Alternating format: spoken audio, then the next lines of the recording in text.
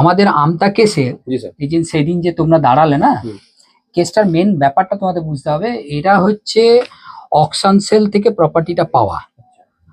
পরবর্তীকালে ওর বাবা একটা মামলা করেছিল যে ওদের কিছু একটা দাগ ওইখানে ঢুকে গেছে, কিন্তু যার এগেনস্টে মামলা করেছিল তার সঙ্গে এখনকার যারা আছে তাদের কোনো রিলেশন নেই। ওইটাকে ওরা হাতিয়ার করছে যে ওই মামলাতে আমরা জিতেছি, ওইটা আমাদের রিলেটিভ, আমাদের কেউ নয় ওরা। এক। দুই নম্বর হচ্ছে যে বিষয়টা নিয়ে ওইটার মামলা হয়েছিল সেটা এই প্রপার্টিগুলোর সঙ্গে ডিফারেন্স, এগুলোর সঙ্গে কোনো লিঙ্কই নেই, পুরোপুরি আলাদা। পুরোপুরি আলাদা।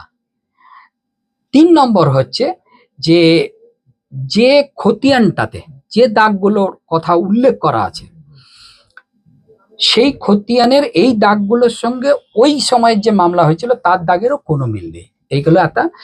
আর ওরা যেটা আরেকটা হাতিয়ার করেছে, এদের নাকি সিএসএ ওদের নাম ছিল।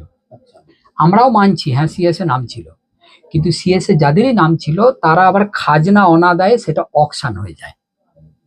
অকশন হয়ে গিয়ে আমরা এই হয়, এই হচ্ছে ঘটনা।